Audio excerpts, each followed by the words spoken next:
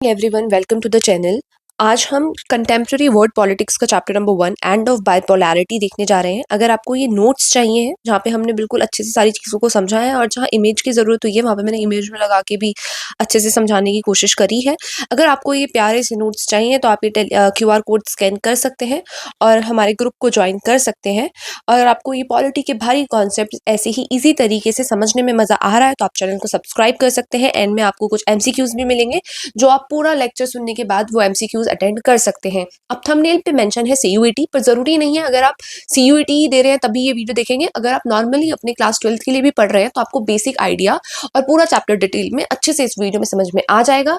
लेकिन जो CUET UG के लिए ये वीडियो देख रहे हैं उन्होंने ये चैप्टर ऑलरेडी पढ़ रखा होगा अपने एग्जाम के लिए, तो उनको इसकी बेसिक चीज़ें ऑलरेडी पता होंगी। तो वो सिर्फ अपनी आंखें बंद कीजिए, स्पीड बढ़ाइए लेक्चर की और सब कुछ रिवाइज करते चलिए। जब मैं बोल रही हूँ तो हाँ कि मुझे पता है, हाँ कि मुझे पता है, इस तरीके से दिमाग में सोचते चलिए। एंड में MCQ लगाइए और अपना स्कोर बताइए। 2 क्वेश्चन मैं होमवर्क के लिए दूंगी, वो भी आपको मुझे कमेंट सेक्शन में लिखकर बतानी है। तो स्टार्ट करते हैं। पहले हम इसमें क्या देखेंगे, चैप्टर में बेसिकली हम क्या पढ़ रहे हैं। चैप्टर में हम देख रहे हैं कि चैप्टर की थीम क्या है। थीम यही है कि 2 वर्ल्ड हुआ करते थे, बाइपोलर वर्ल्ड हुआ करता था।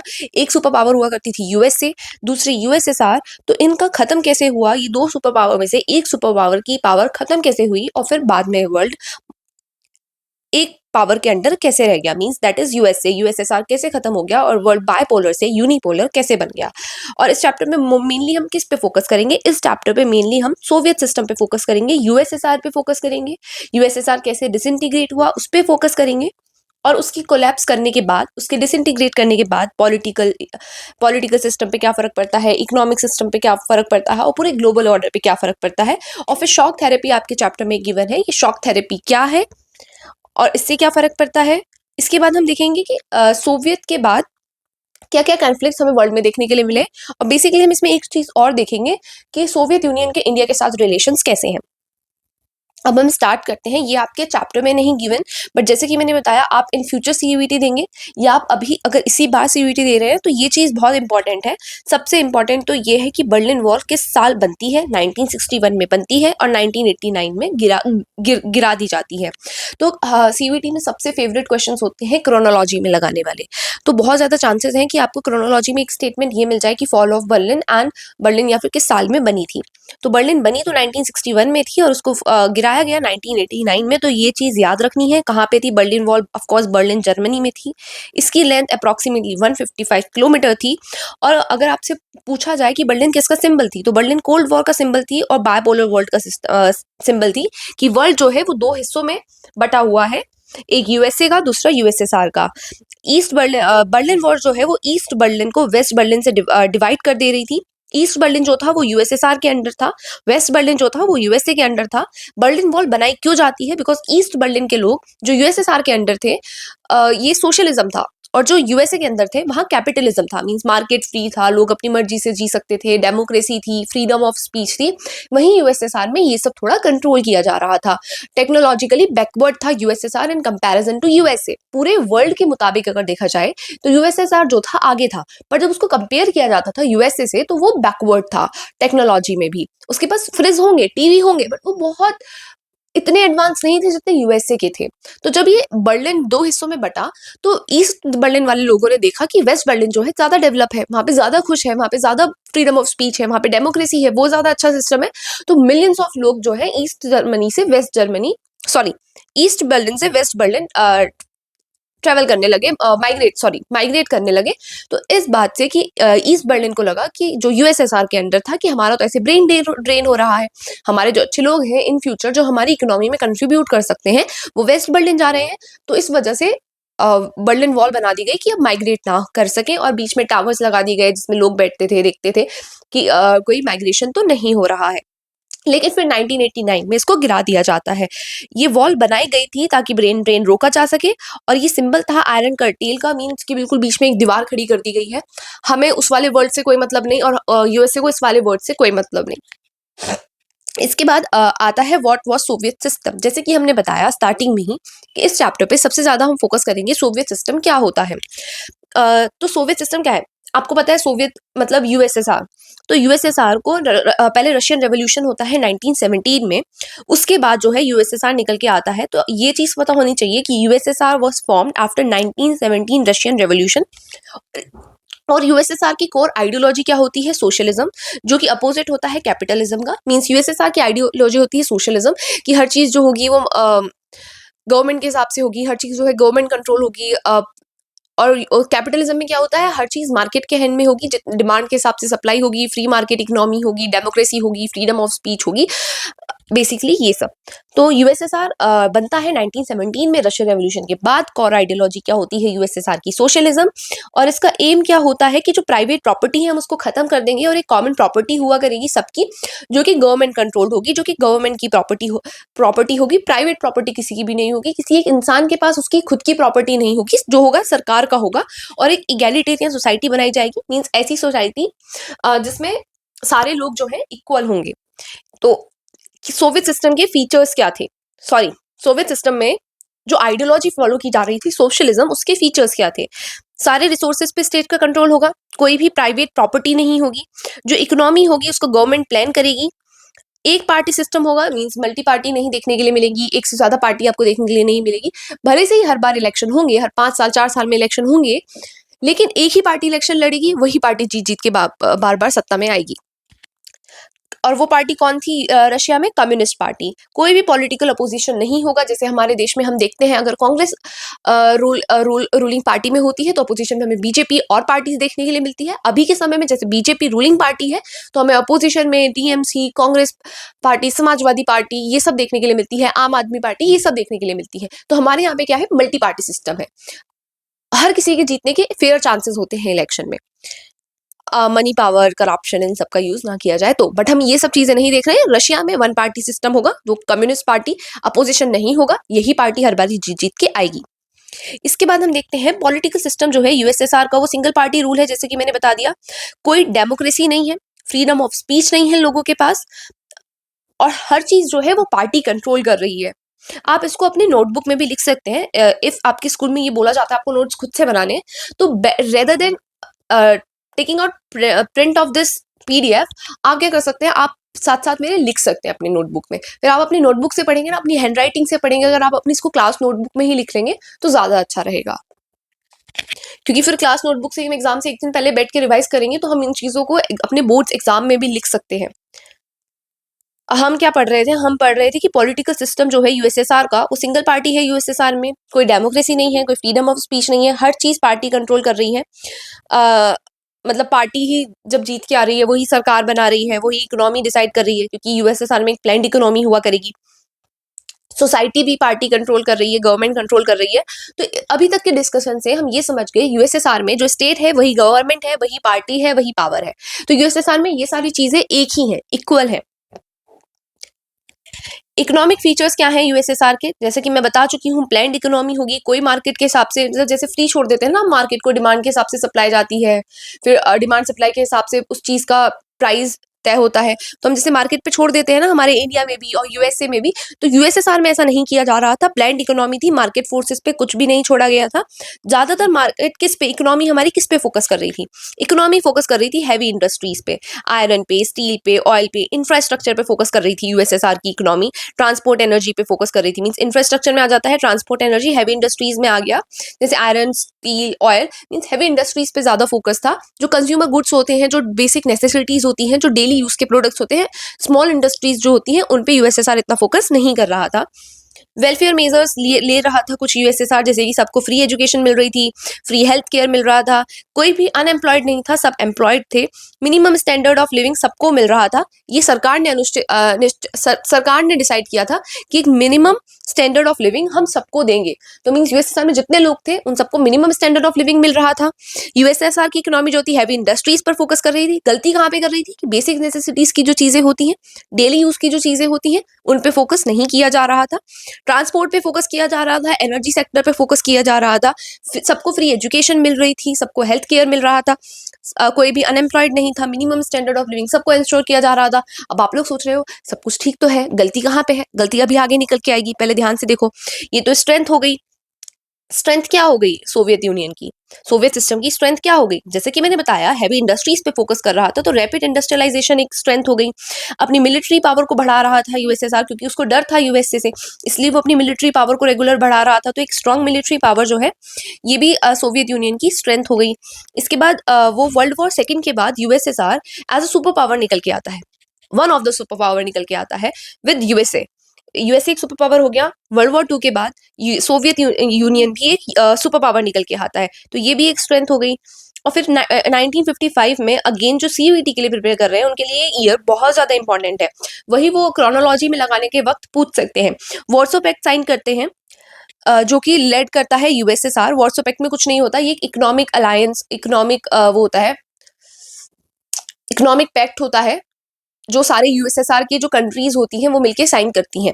कि जैसे नाटो था ना, उसके अपोजिट में वार्सो पैक्ट आता है कि जैसे नाटो में है कि अगर एक पे हमला होगा तो वो सबके खिलाफ हमला माना जाएगा और फिर सभी रिटेलिएट करेंगी सारी कंट्रीज मिलके। सेम वार्सो पैक्ट था, अगर USSR led socialist led communist led किसी भी कंट्री पे हमला होगा तो वो सबके खिलाफ माना जाएगा और सब रिटेलिएट करेंगी मिलके। ठीक है, इसके बाद ये हमने स्ट्रेंथ देख ली सोवियत यूनियन की।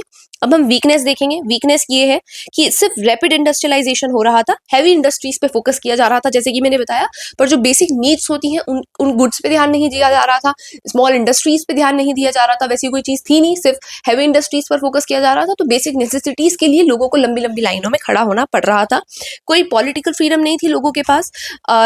जब हैवी इंडस्ट्रीज पे ही फोकस किया जा रहा है, हर चीज सरकार ही डिसाइड कर रही है, तो लोग खुद से कुछ नहीं करना चाह रहे हैं, because minimum standard of living, minimum wage अपनी जिंदगी जीने के लिए तो सबको प्रोवाइड कर रही है सरकार। तो लोगों के पास मोटिवेशन नहीं है काम करने का। जब लोगों के पास खुद से मोटिवेशन नहीं है काम करने का तो इनोवेशन की कमी है, और जिस इकोनॉमी में इनोवेशन की कमी है, जिस इकोनॉमी में इनोवेशन ही नहीं होगा वो इकोनॉमी ग्रो कैसे करेगी। तो लैक ऑफ इनोवेशन है, हर चीज जो है बहुत ज्यादा ब्यूरोक्रेटिक है, अथॉरिटेरियन है, एक इंसान के हाथ में ज्यादा पावर है, हर चीज आपका पेपर वर्क बहुत ज्यादा है। कंज्यूमर गुड्स जो है वो है, टीवी है, फ्रिज है, रेडियो है, सब है, लेकिन सब बहुत पुरानी क्वालिटी का है, बहुत पुरानी टेक्नोलॉजी का है when compare to USA. Centralize control है बहुत ज्यादा, हर चीज सरकार के हाथ में है, जिसकी वजह से लोकल नीड्स जो है उनको इग्नोर किया जा रहा है। अब जैसे कि मैं आपको ये चीज बता चुकी हूँ, सिर्फ कोल, स्टील, मशीनरी, इन सब चीजों पे ज्यादा फोकस किया जा रहा था, कंज्यूमर गुड्स को नेग्लेक्ट किया जा रहा था, एग्रीकल्चर को नेग्लेक्ट किया जा रहा था, जो छोटी इंडस्ट्रीज होती हैं उनको नेग्लेक्ट किया जा रहा था। इसकी वजह से क्या हो रहा था, इकोनॉमी में शॉर्टेज आ रही थी, जो कंज्यूमर्स थे जिनको चीजें खरीदनी होती थी उनको लंबी लंबी लाइन में खड़ा होना पड़ता था बेसिक नेसेसिटीज खरीदने के लिए भी, और जो उनको मिलते थे वो लो क्वालिटी प्रोडक्ट होते थे, ज्यादा नहीं चलते थे और वेराइटी नहीं होती थी। मीन्स अगर कोई चीज मिल भी रही है, सपोज टीवी मिल भी रहा है तो एक ही टीवी है पूरे यूएसएसआर में, वैरायटी नहीं है। हम अगर टीवी खरीदने जाएंगे हमारे पास ऑप्शंस होंगे कि हम ये भी ले सकते हैं, ये भी ले सकते हैं, चाइना का है, यूएसए का है, अपने इंडिया का बनाया हुआ है, फोन है, नोकिया है, वीवो है, ओप्पो है, एप्पल है। लेकिन वो लोग अगर फोन लेने जा रहे हैं तो उनके पास एक ही फोन है। एक तो लंबी लंबी लाइनें हैं उन चीजों के लिए, ऊपर से उनकी क्वालिटी लो है, ऊपर से वैरायटी भी नहीं है। तो ये सारी दिक्कतें, इन सारी दिक्कतों का सामना करना पड़ रहा था यूएसएसआर के लोगों को। तो अब यूएसएसआर के इकोनॉमिक सॉरी यूएसएसआर के डिक्लाइन के क्या रीजंस है। अब हम अभी हम इकोनॉमिक रीजंस पढ़ेंगे। इकोनॉमिक रीजन ये हो गया कि टेक्नोलॉजिकली वो लोग पीछे थे, उनके पास चीजें थी बट टेक्नोलॉजिकली वो लोग एडवांस नहीं थे। तो तभी जब यूएसएसआर के लोगों ने यूएसए की चीजें देखी, उनको लगा, हाँ, वो अपने एक बबल से बाहर निकल गए, क्योंकि उनको दिखाया जा रहा था कि उनको सब कुछ दिया जा रहा है, उनको टेक्नोलॉजी दी जा रही है, उनको अच्छी लाइफ दी जा रही है, उनको एम्प्लॉयमेंट दिया जा रहा है। तो वो उनको एक यूएसएसआर वालों ने अपने लोगों को एक बबल में रखा हुआ था। लेकिन जब उन लोगों को पता चला कि यूएसए में ऐसे ऐसे है, लोगों के पास फ्रीडम ऑफ स्पीच है, उनके पास टीवी है, इतना अच्छा है, फ्रिज है, इतना अच्छा है, फोन है, इतना अच्छा है, वेराइटी है उनके मार्केट में, जब लोगों को वो चीजें पता चली तो वो जिस बबल में रह रहे थे वो उस बबल से बाहर निकल जाते हैं। एक इकोनॉमिक रीजन जो है डिक्लाइन का वो ये है कि लोगों के पास जो लोगों की जो प्रोडक्टिविटी थी वो बहुत कम थी, बिकॉज उनको पता था वो कितना भी काम करे सरकार तो उनको उतना ही पैसा देगी और सबको ही देगी। तो उनके पास मोटिवेशन नहीं था काम करने का, जिस वजह से उनकी जो प्रोडक्टिविटी थी वो बहुत कम थी। और वो ज्यादातर किस पे स्पेंड करते थे, या तो वो मिलिट्री पे ज्यादा स्पेंड करते थे या फिर न्यूक्लियर वेपन्स बनाने पे ज्यादा ध्यान था उन लोगों का। मिलिट्री पावर बढ़ाने में ज्यादा ध्यान था, बिकॉज वही उनकी आर्म्स रेस चलती थी यूएसएसआर की यूएसए से, जिसमें दोनों पावर्स एक दूसरे से हमेशा जीतना चाहती थी। एक तो यूएसएसआर की इकोनॉमी वैसे ही स्ट्रगल कर रही थी, ऊपर से वो लोग ज्यादा फोकस किस पे कर रहे थे, मिलिट्री पे और न्यूक्लियर वेपन्स बनाने पे। और जैसे कि मैंने बताया, लोग लंबी लंबी लाइन में खड़े होते थे कंज्यूमर गुड्स के लिए, तो वही कंज्यूमर गुड्स की शॉर्टेज थी, मिलता नहीं था, लो क्वालिटी का था। और वैरायटी नहीं थी। इससे क्या हुआ, इकोनॉमी जो है स्टैग्नेट कर गई 1970s में। यूएसएसआर की इकोनॉमी थम सी गई, ना बढ़ रही थी ना घट रही थी काफी सालों तक। पॉलिटिकल रीजन क्या है डिक्लाइन के? पॉलिटिकल रीजन है डिक्लाइन की कि डेमोक्रेसी नहीं थी। जब डेमोक्रेसी नहीं है तो आपके पास फ्रीडम ऑफ स्पीच नहीं है, आप अपना लीडर नहीं चूज कर सकते हैं, तो ये सारी चीजें लोगों को फील होनी शुरू हुई। तो ये भी एक रीजन बनता है यूएसएसआर की डिक्लाइन का। करप्शन बहुत ज्यादा था सिस्टम में, बिकॉज बहुत ज्यादा ब्यूरोक्रेटिक सिस्टम था, बहुत ज्यादा अथॉरिटेरियन सिस्टम था, और करप्शन भी बहुत ज्यादा था। इनएफिशिएंसी थी, कोई अकाउंटेबिलिटी नहीं थी लोगों की तरफ, ये लिखा है, कोई अकाउंटेबिलिटी नहीं थी लोगों की तरफ, कुछ बताना नहीं होता था सरकार के लोगों को। जैसे हमारे यहाँ पे अगर हम देखते हैं डेमोक्रेसी है तो मैं मानती हूँ बहुत सारी गड़बड़ है, बट जो पेपर पे हम उसको पढ़ते हैं, हमारे यहाँ पे अकाउंटेबिलिटी होती है सरकार की। 5 साल बाद उसको दोबारा इलेक्शन लड़ना होता है, तो वो काफी हद तक चाहते हैं कि हम अपनी जो चीजें, जिस तरीके से हम वो चीजें कर रहे हैं, वो चीजें वो रखते हैं सरकार लोगों के सामने कि हमने ये करा है। वो काफी हद तक लोगों को आंसरेबल होते हैं, नहीं तो लोग उनको आज से 5 साल बाद दोबारा चुन के नहीं खड़ा करते हैं, दोबारा चुन के नहीं लाते हैं। ये दोबारा से आ गया है नो अकाउंटेबिलिटी। और सेंट्रलाइज पावर मीन्स कुछ भी डिसीजन लेना हो ऑन ग्राउंड, पावर जो थी वो ऊपर एक ही इंसान के हाथ में थी, और इसी इंसान को सारे पावर के डिसीजंस लेने होते थे। एक सेंट्रलाइज पावर थी, लोगों के हाथ में कुछ नहीं था, तभी बोलते हैं डिसेंट्रलाइजेशन पावर होनी चाहिए। जहाँ पे लोग रह रहे हैं उन लोकल पीपल के पास भी कुछ पावर होनी चाहिए। जैसे कि हमारे यहाँ पे हम देखते हैं पंचायत में इलेक्शंस हो गए या छोटे लेवल पे इलेक्शन हो गए, डिसेंट्रलाइजेशन सिस्टम जो होता है। लेकिन यूएसएसआर में एक पॉलिटिकल रीजन ये है कि पावर थी वो कुछ ही लोगों के हाथ में थी, कुछ ही इलाइट पीपल्स के ऊपर जिनके हाथ में पावर थी। वो अपने हिसाब से चीजें करते थे, अपने इंटरेस्ट के हिसाब से चीजें करते थे। करप्शन बहुत ज्यादा बढ़ गया था। इसकी वजह से क्या हुआ, पीपल ने जो सिस्टम था, लोगों ने उस सिस्टम में अपना ट्रस्ट खो दिया। आई होप आपको यहाँ तक सारी चीजें समझ में आ गई होगी। आप जब अपनी बुक रीड करोगे आपको सारी चीजें बहुत आराम से समझ में आ जाएगी। इसके बाद आता है अफगानिस्तान वॉर 1979 में। इसमें क्या करता है, यूएसएसआर को लगता है कि बाकी कंट्रीज में यूएसए जा रहा है, कैपिटलिज्म प्रमोट कर रहा है, कैपिटलिस्ट की आइडियोलॉजी प्रमोट कर रहा है, तो वो सोवियत यूएसएसआर में चले जाते हैं। और वहाँ वो सोचते हैं कि अब हम इसको, यूएसएसआर वहाँ पे इन्वेट कर जाता है, और उसको लगता है कि अब हम अफगानिस्तान को सोशलिज्म वाली आइडियोलॉजी पे फोकस करने के लिए क्या बोल रही हूँ मैं, एक बार दोबारा से सुनिए। जब ये सब चीजें चल रही थी तो ये दोनों सुपर पावर्स चाह रही थी कि हम ज्यादा से ज्यादा कंट्रीज को अपनी अपनी आइडियोलॉजी के अंडर ले आए। यूएसए अपना अलग कर रहा था, यूएसएसआर अपनी ये चीज अलग कर रहा था। तो इसी चीज को ध्यान में रखते हुए यूएसएसआर जो है अफगानिस्तान में इन्वेट कर जाता है। लेकिन ये यूएसएसआर की सबसे बड़ी गलती होती है, बिकॉज इसमें इन्वेट करने से, अफगानिस्तान में इन्वेट करने से उसकी इकोनॉमी वीक हो जाती है। जो इंटरनेशनल क्रिटिसिज्म होता है, बाकी कंट्रीज सोवियत यूनियन को बहुत ज्यादा क्रिटिसाइज करती हैं। और जो यूएसएसआर के रिसोर्सेज थे जो ऑलरेडी लिमिटेड थे, उनके लोगों को ही दिक्कत आ रही थी खरीदने में, लेने में, उन्हें लंबी लंबी लाइनों में खड़ा होना पड़ रहा था, उसके रिसोर्सेज पे और ज्यादा बर्डन पड़ रहा था, बिकॉज अब वो यूएसएसआर अफगानिस्तान में भी इन्वेट कर रहा था। इसके बाद आते हैं मिकेल गुर्बचीव। उनके वो आते हैं 1985 में पावर में, और अब वो अपने अंदर कुछ रिफॉर्म्स करते हैं। उनकी 2 पॉलिसी बहुत ज्यादा फेमस है, for you CUET PG again, sorry CUET UG again. पेरिस पेरिस्टोरिका, जिसका मतलब होता है रीस्ट्रक्चरिंग, कि वो इकोनॉमी को दोबारा से रीस्ट्रक्चर करेंगे। ग्लास नोड मतलब ओपननेस, कि वो अपनी इकोनॉमी को बाकी कंपनीज के लिए ओपन कर देंगे, जैसे हमारे यहाँ पे हम लिबरलाइजेशन बोलते हैं, LPG रिफॉर्म्स बोलते हैं। तो मीन्स पूरी इकोनॉमी को दोबारा से रीस्ट्रक्चर करेंगे, और दूसरी प्राइवेट कंपनीज के लिए अपनी इकोनॉमी खोल देंगे। मीन्स यूएसए और या फिर बाकी कंट्रीज से कंपनीज आके यूएसएसआर में अपना बेस, अपनी बिल्डिंग, अपना सेटअप कर सकती हैं। तो अब इससे क्या हुआ, लोगों को पता चल गया कि बाहर तो इतनी अच्छी टेक्नोलॉजी है, हम तो एक बबल में रह रहे थे। वही जो मैंने कहानी आपको इससे पहले बताई थी, वो बबल लोगों का फूट गया। अच्छा, गुरबचेव ने ऐसा क्यों करा? माइकल गुरबचेव का एम था कि वो अपनी इकोनॉमी को मॉडर्नाइज करेंगे, डेमोक्रेसी इंट्रोड्यूस करेंगे, और जो वेस्ट के साथ रिलेशंस हैं उनको इम्प्रूव करेंगे। अच्छा, अब ये जो रिफॉर्म्स गुरबचेव ने करे, ये सारी चीजें सोच के, जैसे कि प्रेस रीस्ट्रक्चर करी इकोनॉमी, ओपन कर दी इकोनॉमी, इकोनॉमी को मॉडर्नाइज करना चाहा, डेमोक्रेसी इंट्रोड्यूस करनी चाहिए, इसके इफेक्ट्स क्या पड़े? इसके इफेक्ट्स पड़ते हैं, लोगों ने एक तो लोगों को, वो कहते हैं ना, उंगली पकड़ाई है तुमको, तुमने पूरा हाथ पकड़ लिया। तो लोग, गुरबचेव ने तो सिर्फ उंगली पकड़वाई थी, डेमोक्रेसी इंट्रोड्यूस करना चाहा था, लोगों ने और ज्यादा फ्रीडम मांगी कि इससे हमारा कुछ नहीं होगा गुरबचेव साहब, और फ्रीडम चाहिए हमें, और ज्यादा चाहिए। तो लोगों ने और ज्यादा फ्रीडम मांगनी शुरू करी। नेशनलिज्म, एक जो नेशनलिज्म की भावना होती है लोगों में, वो उभर के आने लगी। जो कम्युनिस्ट कंट्रोल था, जो सरकार का कंट्रोल था लोगों के ऊपर, वो वीक होने लगा। और जो रिवोल्ट होते हैं, जो लोग रिवोल्ट करते हैं, रिवोल्यूशन करते हैं, प्रोटेस्ट करते हैं, वो सारी चीजें बढ़ने लगी एकदम से यूएसएसआर में। तो अब हम देखते हैं कि 1991 में यूएसएसआर जो है वो टूट गया। वो डिसइंटीग्रेट हो गया। यूएसएसआर जो हम पूरा इतना बड़ा देखते थे, रशिया अभी भी उसमें से बहुत बड़ा है, लेकिन वो बाकी बाकी छोटी छोटी कंट्रीज में टूट गया।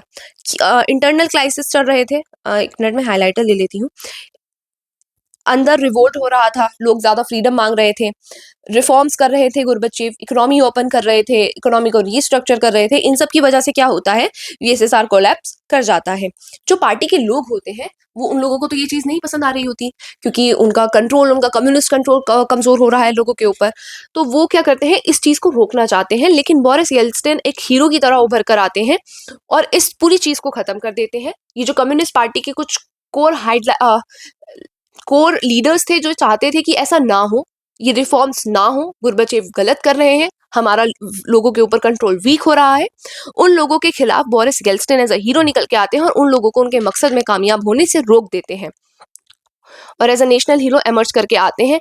की इवेंट्स क्या हुए, ये जो कूप करना चाह रहे थे कम्युनिस्ट पार्टी के कुछ लोग, उनका वो अटेम्प्ट जो है फेल हो जाता है। जो रिपब्लिक्स हैं वो डिपेंड करते हैं अब इंडिपेंडेंस को, और 1991 दिसंबर में हम देखते हैं कि यूएसएसआर जो है ऑफिशियली डिसॉल्व हो जाता है। अब हम देखेंगे कि यूएसएसआर डिसइंटीग्रेट क्यों हुआ। जैसा कि मैंने बताया पहले, इकोनॉमी जो है, इकोनॉमिक फेलियर देखने के लिए मिल रहा था, नेशनलिज्म की भावना उभर गई थी, गोर्बाचेव रिफॉर्म्स कर रहे थे, लीडरशिप जो थी वीक थी, सेंट्रलाइज थी, लोगों की अकाउंटेबिलिटी नहीं थे, इनएफिशिएंसी थी सिस्टम में। ये सारी चीज मैंने लिखी नहीं है, बट आप लोग खुद होशियार हैं, अभी तक ये 12th क्लास में हैं आप लोग, 17 17 18 साल के बच्चे हैं। अगर मैं ऊपर ये चीजें समझा चुकी हूँ तो आपकी ये खुद की रिस्पॉन्सिबिलिटी बनती है आंसर में इंक्लूड करना। और पॉलिटिकल ऑथराइजेशन बहुत ज्यादा था, अथॉरिटेरियन। अच्छा, अब ये जब इट्स कॉन्सिक्वेंसेज, ओके, कॉन्सिक्वेंसेज क्या निकले डिसइंटीग्रेशन के, क्या कॉन्सिक्वेंसेज थे। जो कोल्ड वॉर ये सिस्टम में इतने सालों से चल रहा था, कोल्ड वॉर मतलब आप लोग समझते हैं ना, शीत युद्ध, एक ऐसा युद्ध जिसमें एक दूसरे पर हमला नहीं किया जा रहा है बट युद्ध चल रहा है। तो ये जो कोल्ड वॉर था, ये यूएसएसआर के डिसइंटीग्रेट होने के बाद खत्म हो गया। यूएसए जो है ओनली सुपर पावर निकल के आया। पहले वर्ल्ड में दो सुपर पावर थी, बायपोलर वर्ल्ड था, यूएसएसआर और यूएसए। अब 1991 में यूएसएसआर डिसइंटीग्रेट हो गया तो वर्ल्ड में एक ही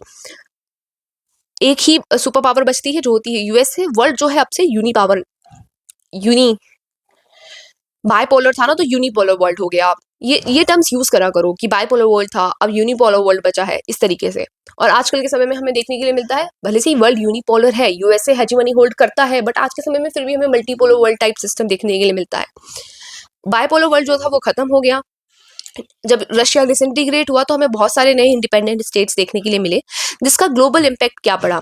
कैपिटलिज्म बिकेम, अब जब यूएसएसआर डिसइंटीग्रेट हो गया तो कैपिटलिज्म जो है वो सोल आइडियोलॉजी बन गई। वो जो सोशलिज्म के ऊपर कैपिटलिज्म भारी पड़ने लगा, कैपिटलिज्म जो है वो डोमिनेंट बन गया। कैपिटलिज्म जो आइडियोलॉजी थी, आईइज्म मतलब आइडियोलॉजी ही होता है, जिस वर्ल्ड के आगे आईइज्म आ जाए वहां पे आइडियोलॉजी हो जाता है। तो जो कैपिटलिस्ट आइडियोलॉजी थी वो डोमिनेट करने लगी वर्ल्ड को, और जो इंस्टीट्यूशंस थे जैसे कि वर्ल्ड बैंक, आईएमएफ, ये पावरफुल बन गए और इन्होंने भी डेमोक्रेसी का आइडिया बाकी देशों तक फैलाया।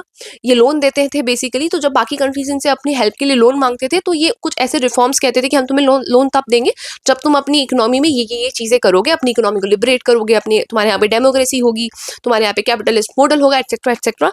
तो कैपिटलिज्म का ही यूएसएसआर के डिसइंटीग्रेट होने के बाद कैपिटलिज्म का ही हमें हर जगह बोलबाला देखने के लिए मिलने लगा।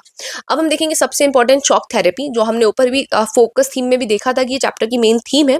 शॉक थेरेपी क्या होता है, एकदम से जब हर चीज सोशलिज्म, हर कंट्री सोशलिज्म से कैपिटलिज्म के तरफ जाने लगी तो उसको हमने देखा एज अ शॉक थेरेपी, उसको कंसीडर किया गया है। जो ट्रांजिशन हुआ सोशलिज्म से कैपिटलिज्म की तरफ उसको शॉक थेरेपी कहा गया। और ये जो सोशलिज्म से कैपिटलिज्म की तरफ शिफ्ट हुआ, इसको किसने सजेस्ट करा, इंस्टीट्यूशंस ने सजेस्ट करा, जैसे कि आईएमएफ एंड वर्ल्ड बैंक। जब कोई भी इकोनॉमी सोशलिज्म से कैपिटलिज्म की तरफ जाती है तो उसके फीचर्स क्या होते हैं, उसके फीचर्स होते हैं कि वो अपनी इकोनॉमी को प्राइवेटाइज करती हैं, प्राइवेट कंपनीज दूसरी कंट्रीज से आके वहाँ पे अपना सेटअप कर सकती हैं, अपना सेट हो सकती हैं। फ्री ट्रेड होगा दो कंट्रीज के बीच में, उनकी इकोनॉमी जो है उसको फ्री कर दिया जाएगा, मार्केट इकोनॉमी को, मार्केट फोर्सेस के हिसाब से उनकी इकोनॉमी वर्क करेगी, डिमांड एंड सप्लाई के बेसिस पे उनकी इकोनॉमी वर्क करेगी, उनकी इकोनॉमी को बेसिकली फ्री हैंड दे दिया जाएगा, और जो बाहर की कंट्रीज हैं वो उस कंट्री में जाके इन्वेस्ट कर सकती हैं। तो जब एकदम से यूएसएसआर डिसइंटीग्रेट हो जाता है और आईएमएफ, वर्ल्ड बैंक दूसरी कंट्रीज को ऐसे बोलती हैं कि आपको प्राइवेटाइज करनी पड़ेगी अपनी इकोनॉमी, आप फ्री ट्रेड करेंगे, आप अपनी इकोनॉमी को फ्री छोड़ देंगे, आपकी कंट्रीज में आके बाहर से कंट्रीज इन्वेस्ट करेंगी, तो ये एकदम से एज अ एक शॉक लगता है कंट्रीज को, और इसी को कहा गया है शॉक थेरेपी। इसके इफेक्ट्स क्या हुए, इसके जो नेगेटिव इफेक्ट्स हुए वो ये हुए कि एकदम से जब ये चीज़ें हुई, बाहर से कंपनीज आई, तो इससे क्या हुआ, इकोनॉमी जो थी उन कंट्रीज़ की वो कोलैप्स हो गई, महंगाई बहुत ज़्यादा बढ़ गई, जो करेंसी की वैल्यू थी उन सपोज रशिया में ही एकदम से क्या हुआ, इकोनॉमी रशिया की कोलैप्स कर गई। रशिया के एग्जाम्पल से हम लोग ये सारी चीज़ें समझते हैं। जब रशिया में ये सब हुआ तो रशिया की इकोनॉमिक कंडीशंस जो थी वो कोलैप्स हो गई। रशिया के जो पैसे की वैल्यू थी, जो रशिया की करेंसी की वैल्यू थी, वो डिक्लाइन करने लगी। एकदम से अनएम्प्लॉयमेंट आने लगा, इनइक्वालिटी बढ़ गई समाज में, एकदम से करप्शन बहुत ज़्यादा बढ़ गया। जो माफिया राज थे, कुछ लोग जिनके हाथ में पावर ज़्यादा आ गई, उनका राज ज़्यादा होने लगा। इसको कहा जाता है largest garage sale in history. अब ये चीज़ आप अपने आंसर में ज़रूर लिखेंगे कि इसको largest garage sale in the history क्यों कहा जाता है। बिकॉज सरकार ने जो स्टेट ओन्ड इंडस्ट्रीज थी अब तक, क्योंकि सारी इंडस्ट्रीज पे स्टेट का कंट्रोल था, तो अब सरकार क्या करती है, ये जो सारी स्टेट ओन्ड कंट्रीज होती हैं इनको बहुत सस्ते दामों पे बेच देती हैं। सस्ते दामों में किस किस को बेच देती हैं, फैक्ट्रीज होती हैं, ऑयल कंपनीज होती हैं, रिसोर्सेज कंपनीज होती हैं, ये सारी स्टेट ओन्ड इंडस्ट्रीज हुआ करती थी। लेकिन एकदम से शॉक लगता है हर इकोनॉमी को, तो वो क्या करते हैं, ये जो गवर्नमेंट बेस्ड इंडस्ट्रीज होती हैं, गवर्नमेंट इंडस्ट्रीज होती हैं, इनको वो बेच देते हैं प्राइवेट इंडिविजुअल्स को। किसको बेच देते हैं, प्राइवेट इंडिविजुअल्स को, और इतने कम प्राइसेस पे बेच देते हैं, बहुत ही चुल्लू भर पानी के जो प्राइस होता है ना, उस प्राइस पे इन बड़ी बड़ी कंपनीज को, गवर्नमेंट ओन कंपनीज को बेच दिया जाता है। और ऐसा लगता है कि जो सारी चीजें हैं उनको एकदम एकदम बेच दिया गया है। It look like everything was being sold off quickly, कि एकदम से आंख पलकते ही, आंख झपकते ही सारी इंडस्ट्रीज बिक चुकी हैं, और वो भी बहुत सस्ते प्राइजेस पे। इसलिए इसको कहा गया है largest garage sale in history. अब यूएसएसआर के डिसइंटीग्रेट होने के बाद पॉलिटिकल कॉन्सिक्वेंसेस क्या क्या आते हैं। जो पोस्ट सोवियत स्टेट हैं, जो सोवियत यूनियन के डिसइंटीग्रेट होने के बाद बनते हैं, उनमें जो डेमोक्रेटिक सिस्टम था वो वीक था, बिकॉज वो नए नए डेमोक्रेसी से इंट्रोड्यूस हुए थे, उनको पता नहीं था डेमोक्रेसी वर्क कैसे करती है, डेमोक्रेसी के फीचर्स क्या होते हैं। तो उनके यहाँ पे जो डेमोक्रेटिक सिस्टम बन के आया वो बहुत ज़्यादा वीक था। और जो डेमोक्रेसी में क्या होता है, पावर किसी एक इंसान के पास नहीं होती है, और पावर डिसेंट्रलाइज्ड होती है, लेकिन इन लोगों को पता नहीं था डेमोक्रेसी का सिस्टम वर्क कैसे करता है। तो उन्होंने एक इंसान के हाथ में, प्रेसिडेंट के हाथ में सबसे ज़्यादा पावर दे दी, तो वो कैसी डेमोक्रेसी हुई। और डेमोक्रेसी में हम क्या देखते हैं, जुडिशियल सिस्टम में हमारे जजेस के पास पावर होती है, वो बिल्कुल इंडिपेंडेंट होते हैं, वो किसी भी पॉलिटिकल प्रेशर में वर्क नहीं करते हैं। लेकिन इन पे क्या हुआ, इनकी जो जुडिशरी की इंडिपेंडेंस थी, इनको जुडिशियल इनके डेमोक्रेटिक सिस्टम में जुडिशरी को इंडिपेंडेंस नहीं दी गई। उनके डिसीजन जो निकल के आ रहे थे वो इन्फ्लुएंस थे पॉलिटिक्स से। तो इसलिए हम कह सकते हैं कि डेमोक्रेसी आई इन कंट्रीज में, बट वो वीक रही, अनस्टेबल रही, स्टेबल नहीं थी। पावर जो है वो रही कुछ ही हाथों में लिमिटेड। मीन्स डेमोक्रेसी तो आ गई, बट एक अच्छी डेमोक्रेसी नहीं आई। तो ये पॉलिटिकल कॉन्सिक्वेंसेस हमें देखने के लिए मिलते हैं उन कंट्रीज में यूएसएसआर के डिसइंटीग्रेट होने के बाद। अब इकोनॉमिक रिकवरी हम देखेंगे। Post Soviet economic recovery after 2000 was driven by oil and gas export. मतलब 2000 तक आते आते रशिया की इकोनॉमी हम कह सकते हैं स्टेबल होने लगी, और जो बाकी कंट्रीज थी उनकी भी इकोनॉमी आके स्टेबल होने लगी, क्योंकि उन्होंने अपना ऑयल एंड गैस एक्सपोर्ट करना शुरू करा। अब आप लोग सोचेंगे ऑयल एंड गैस जो एक्सपोर्ट करती हैं वो तो कुछ कंट्रीज हैं, जैसे अजरबैजान, रशिया, कजाकिस्तान, तो इनकी इकोनॉमी जो है वो रिवाइव करने लगी, क्योंकि इन्होंने अपनी ऑयल एंड गैस बेचे। लेकिन जो बाकी कंट्रीज थी, उन कंट्रीज से पाइपलाइन गुजर रही थी, तो जब उन कंट्रीज से पाइपलाइन गुजर रही थी तो उन्होंने उसका चार्ज लेना शुरू कर दिया कि आप हमारे एरिया से अपनी पाइपलाइन गुजार रहे हो, आप हमें इस चीज़ का टैक्स दोगे, आप हमें इस चीज़ के लिए पे करोगे। तो उन लोगों ने उस चीज़ से कमाना शुरू करा, बाकी कंट्रीज ने। तो बेसिकली उनके पास जो नेचुरल रिसोर्सेज थे, उनकी मदद से इन कंट्रीज ने अपनी इकोनॉमी को रिवाइव करा, but remain uneven across region. लेकिन अनइवन रहा, मीन्स किसी एरिया को ज़्यादा फायदा हुआ। सपोज रशिया है, उसमें जो सिटी स्टेट्स थे उनको ज़्यादा फायदा हुआ, लेकिन जो गांव वाले एरिया थे वो अभी भी बैकवर्ड रह गए थे। तो हम ये कह सकते हैं कि ओवरऑल हमने एक टाइम के बाद, जब ये पहले तो इकोनॉमी कोलैप्स हो गई, क्योंकि एकदम से प्राइवेटाइजेशन आया, एकदम से फॉरेन इन्वेस्टमेंट आया, तो लेकिन कुछ समय बाद हमें देखने के लिए मिला कि रिकवरी हुई, बट रिसोर्स डिपेंडेंट थी, ऑयल गैस के एक्सपोर्ट्स की वजह से ज़्यादा हुई, और रीजनल स्पेसिफिक हो गई कि सिटीज़ में ज़्यादा हो रहा है, रूरल एरियाज में कम हो रहा है। इसकी वजह से क्या आता है, सोशल इनइक्वालिटीज़ हमें समाज में देखने के लिए मिलती हैं। इसके बाद आता है tension and conflicts. The collapse of USSR led to civil war. जैसे कि यूएसएसआर कोलैप्स होता है, उसकी वजह से बहुत सारे एरियाज में हमें सिविल वॉर देखने के लिए मिलता है, एथनिक कन्फ्लिक्ट्स देखने के लिए मिलते हैं। क्यों देखने के लिए मिलता है हमें सिविल वॉर और एथनिक कन्फ्लिक्ट्स? क्योंकि लोगों में नेशनलिज्म की भावना जाग गई थी। उन्हें वो अपने आप को दूसरे लोगों से डिफरेंट फील कर रहे थे, बिकॉज उनके जो कल्चर्स था, उनका जो एथनिक उनका जो रहने का तरीका था वो दूसरे लोगों से अलग था। तो ये एथनिक डिफरेंस की वजह से भी हमें सिविल वॉर देखने के लिए मिलता है, और जो स्टेट का कंट्रोल था वो वीक था, इस वजह से भी हमें सिविल वॉर टाइप सिचुएशंस देखने के लिए मिलती हैं। Also demanded for separate state increases. Okay, जो लोगों की डिमांड थी कि उनको सेपरेट स्टेट चाहिए, इसकी डिमांड जो है और ज्यादा बढ़ जाती है। इसके मेजर एग्जाम्पल्स अब हम देखेंगे। इसके जो मेजर एग्जांपल्स हैं वो है चेचनिया रशिया में। ये एक रीजन है साउथ सदर्न रशिया में, एक रीजन पड़ता है चेचनिया, जो कि डिमांड कर रहा था इंडिपेंडेंस फ्रॉम रशिया, क्योंकि ये कहता था कि इसका जो है कल्चर वो अपना अलग कल्चर है। सॉरी, इसका कल्चर अपने, ये अपने आप को दूसरे लोगों से अलग देखता था, अपना कल्चर अलग बताता था, तो इसलिए एक सेपरेट नेशन की, सेपरेट स्टेट की डिमांड कर रहा था। कहाँ पे था ये? सदर्न रशिया में था। ये आपको याद रखना है, रशिया के सदर्न पार्ट में था। रशिया इस टेरिटरी को लूज नहीं करना चाहता था, with the fear of that other regions will also demanded. Russia को लगता था अगर हमने चिचनिया को इंडिपेंडेंस दे दी, हमने चिचनिया को as a separate territory recognise कर लिया, तो बाकी स्टेट्स भी डिमांड करेंगे, बिकॉज बाकी रीजन्स में भी बहुत सारे रीजन्स रशिया में ऐसे थे जो बाकी बाकी कल्चर से अलग थे, उनमें एथनिक डिफरेंसेस थे। तो उनको लग रहा था कि अगर हमने चेचनिया को ये परमिशन दे दी कि हाँ आप इंडिपेंडेंट हो, आप अलग कंट्री हो, तो बाकी बाकी बाकी रीजन्स भी ये चीजें डिमांड करेंगे। इसकी वजह से क्या होता है, रशियन गवर्नमेंट में और चीचन रेबल्स में कन्फ्लिक्ट होता है।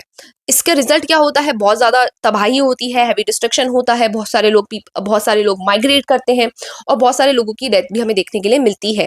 इसके बाद आता है तजाकिस्तान सिविल वॉर। ये 1990s में हुआ। इसमें भी गवर्नमेंट फोर्सेस ने और जो तजाकिस्तान के लोग थे उनके बीच में कन्फ्लिक्ट देखने के लिए मिलता है। इसका रिजल्ट वही होता है, हजारों लोग मर जाते हैं, पॉलिटिकल इंस्टेबिलिटी आती है रीजन में। फिर यूगोस्लाविया में हम देखने के लिए देखेंगे, यूगोस्लाविया जो है बहुत सारी कंट्रीज में ब्रेकअप हो जाता है, बहुत सारी कंट्रीज में टूट जाता है, जैसे क्रोशिया, बोस्निया, सर्बिया एक्सेट्रा, जिसकी वजह से भी एथनिक वॉर्स हमें देखने के लिए मिलते हैं और बहुत सारे हजारों लोग यहाँ पर भी मरते हैं। ज्यादातर बोस्निया में हमें ये चीजें देखने के लिए मिलती हैं। अब एक्सटर्नल पावर का रोल क्या था, हम वो देखेंगे। आफ्टर यूएसएसआर कोलैप्स इन 1991 में जब यूएसएसआर कोलैप्स कर जाता है, तो हम देखने के लिए मिलते हैं कि वर्ल्ड जो है यूनिपोलर बन जाता है, यूएसए के हाथ में सारी पावर आ जाती है, यूएसए जो है एज ए सुपर पावर निकल के आता है। ये अपना इन्फ्लुएंस क्या करता है, एक्सपेंड करता है इन former Soviet countries bye promoting democracy. ये सोवियत कंट्रीज जो भी नई नई निकल के आई हैं, वहां पे अपना इन्फ्लुएंस बढ़ाने की कोशिश करता है यूएसए। वहां पे जाके कैपिटलिज्म की आइडियोलॉजी को प्रमोट करता है, डेमोक्रेसी को प्रमोट करता है, इकोनॉमिक एड प्रोवाइड करता है उन कंट्रीज को, और उनको नेटो में ज्वाइन करने के लिए कहता है कि आप नेटो ज्वाइन कर लो। अगर आप पे रशिया कुछ भी हमला करता है, क्योंकि आप अब डेमोक्रेसी अडॉप्ट कर रहे हो, कैपिटलिज्म अडॉप्ट कर रहे हो, तो आप पे हमला पूरे के पूरे नेटो पे हमला माना जाएगा और सब रिटेलिएट करेंगे। After the USSR broke up in 1991 many new countries were form. जब यूएसएसआर डिसइंटीग्रेट हुआ, मैंने बताया बहुत सारी छोटी छोटी कंट्रीज बनी, जिसको रशिया ने अपना नियर अब्रॉड कहा। नियर अब्रॉड का मतलब हो गया ये जो एरिया हैं जो नए टूट के बने हैं, ये जो कंट्रीज हैं जो अभी नई टूट के बनी है, ये रशिया के लिए स्पेशल इंपॉर्टेंस होल्ड करती हैं, बिकॉज ये कंट्रीज जो है ये कभी यूएसएसआर का पार्ट हुआ करती थी और ये ज्योग्राफिकली जो है रशिया के क्लोज है।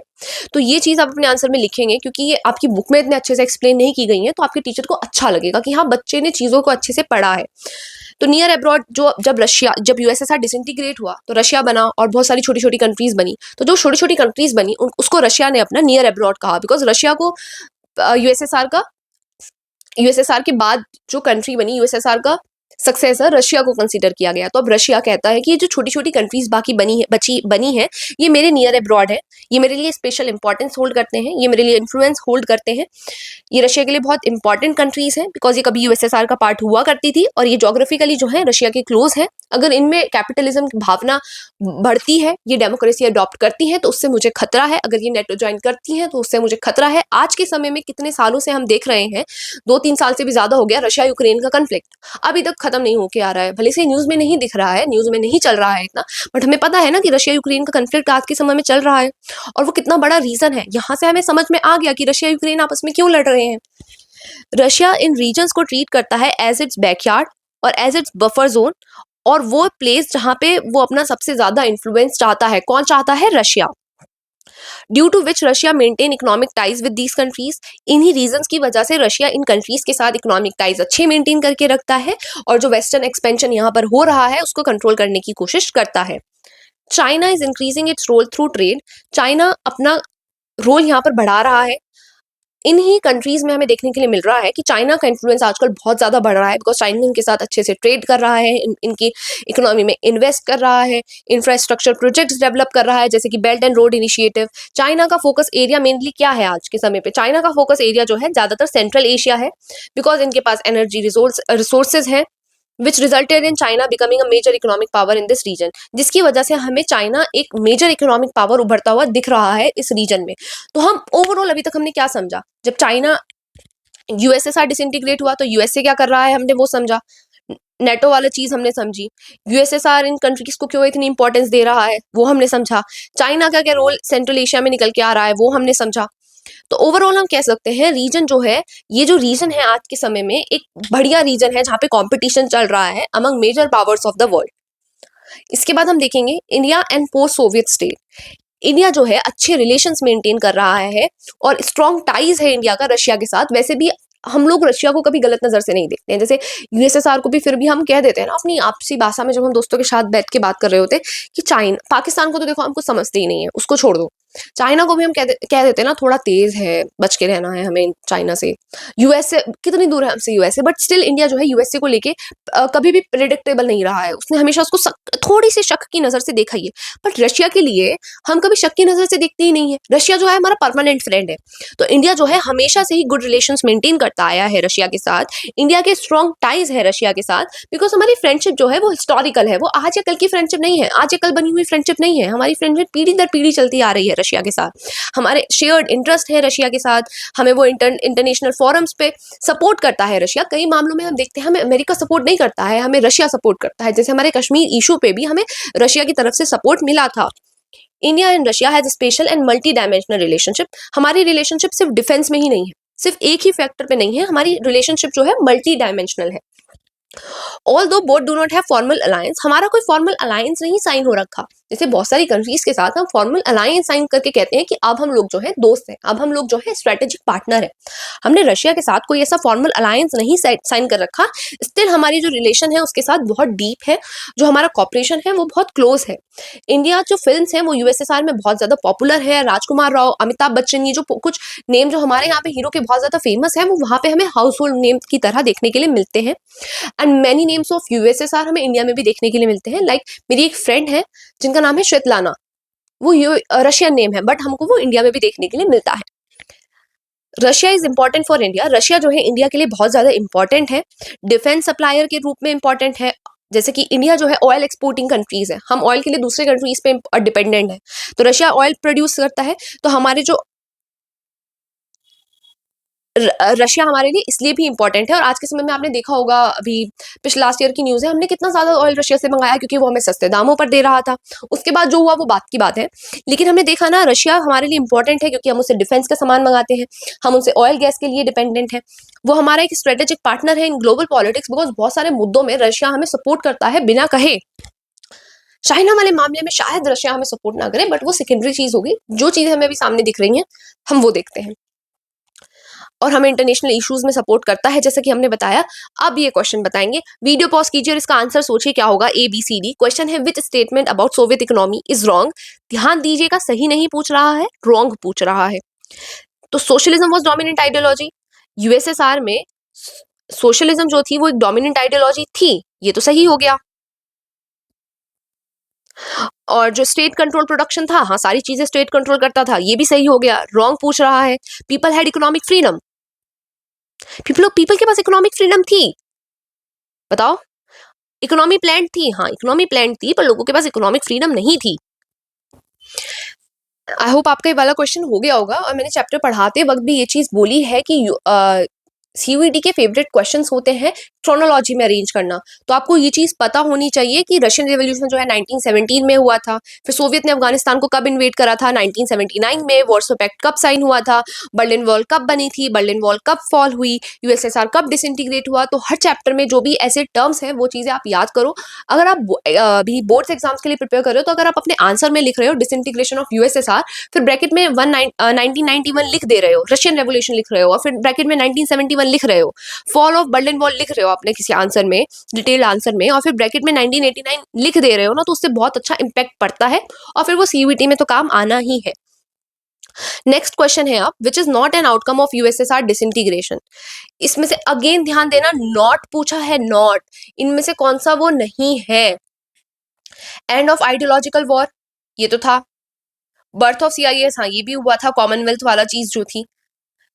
चेंज इन पावर बैलेंस, जब यूएसएसआर डिसइंटीग्रेट हो गया तो जो पावर बैलेंस थी, जो पावर थी, जो पहले यूएसएसआर के पास थी और यूएसए के पास थी, अब वो बदल गई। अब ज्यादातर यूएसए के पास आ गई, ज्यादातर क्या सारी पावर यूएसए के पास आ गई, क्योंकि यूएसएसआर तो डिसइंटीग्रेट हो गया। तो हाँ, पावर बैलेंस में भी चेंज हुआ। लेकिन मिडल ईस्ट में कोई क्राइसिस हमें नहीं देखने के लिए मिला था, तो नहीं ही पूछ रहा था, तो इसका आंसर डी हो गया और इसका आंसर सी हो गया। अब देखते हैं what kind of N alliance. मैंने पढ़ाते हुए आपको बताया वॉर्सो पैक्ट। आप मुझे इसका ईयर बताएंगे, वैसे मैं बता रखी हूँ, बट फिर भी आप अपने दिमाग में रिकॉल करो वॉर्सो पैक्ट का ईयर क्या था। ये किस काइंड ऑफ अलायंस है, किस तरीके का अलायंस है वॉर्सो पैक्ट, आप मुझे बताएंगे। क्या ये पॉलिटिकल अलायंस है, मिलिट्री अलायंस है, इकोनॉमिक अलायंस है? अगर आपने लेक्चर को ध्यान से सुना होगा तो आपको इस क्वेश्चन का आंसर पता होगा। यस, ये एक इकोनॉमिक अलायंस है। अब ये क्वेश्चन आप मुझे कमेंट सेक्शन में बताएंगे। इसको हम रीनेम कर देते हैं as one. Bolshevik communist party इन चारों में से किसने फाउंड करी थी, ये आपको मुझे कमेंट सेक्शन में बताना है। फिर इसको हम रीनेम कर देते हैं as two. Who has been credited with the Soviet victory in the second world war? Nikita Khrushchev, Stalin, Lenin. इन तीनों चारों में से आप मुझे बताएंगे क्या होगा आंसर। तो ये जो दो क्वेश्चन है ये आपके होमवर्क है। आई होप आपको इसका आंसर पता होगा। मुझे तो पता है दोनों का आंसर। लेट्स सी आपको ये चीज पता है या नहीं पता है। बिकॉज ये चीज मैंने चैप्टर में पढ़ाते हुए थ्योरी में इसलिए नहीं डाली थी, बिकॉज मुझे आपको क्वेश्चन में ही देनी थी। इसमें मुझे लग रहा है कि आप लोगों को थोड़ा डाउट आ सकता है, बट नहीं, आपको फिर भी पता होना चाहिए किसको क्रेडिट मिला था। अगर आपने वर्ल्ड वॉर पढ़े हैं कहीं ना कहीं पे 11th में, या कोई वीडियो ऐसे सब्जेक्ट से रिलेटेड, हिस्ट्री से रिलेटेड, अपने इंटरेस्ट से रिलेटेड कोई देखी होगी, तो आपको इसका आंसर पता होगा। बाकी अगर आपको ये पीडीएफ चाहिए तो आप हमारा टेलीग्राम ग्रुप, ये क्यूआर कोड स्कैन करके देख सकते हैं। और जहां तक है, मैंने डिस्क्रिप्शन एक बार चेक कर लीजिएगा, मैंने लिंक डाली होगी टेलीग्राम की, आप वहां से भी ये चैनल ज्वाइन कर सकते हैं। बाकी अगर आपको ये लेक्चर पसंद आ रहा है तो लेक्चर को लाइक कीजिए, अपने दोस्तों के साथ शेयर कीजिए, एटलीस्ट किसी एक दोस्त के साथ तो शेयर कीजिएगा। अगर वीडियो अच्छी लगी और चैप्टर ऐसे ही समझने हैं तो सब्सक्राइब कीजिएगा, उससे मोटिवेशन भी मिलता है वीडियो बनाने का। जैसे कई बार बहुत दिन हो जाते हैं, मैं अपने काम में बिजी होती हूँ, तो मुझे होता है कि नहीं, बच्चों ने सब्सक्राइब किया था, बच्चों ने कमेंट किया था, बच्चों ने लाइक किया था, मीन्स उनको इसका सेकंड पार्ट भी चाहिए होगा। तो एक मोटिवेशन मिलता है उससे वीडियो बना के डालने का। बाकी आप ये नोट्स ले सकते हैं, इनको एक बार पढ़ सकते हैं। वही अगर आप अपने स्कूल एग्जाम्स के लिए पढ़ रहे हैं, कॉलेज सॉरी बोर्ड एग्जाम्स के लिए पढ़ रहे हैं, तो ये सारे नोट्स आप अपने नोटबुक में जरूर लिखिएगा। Thank you and have a wonderful day. पढ़ो लिखो बच्चों, टाइम वेस्ट मत करो।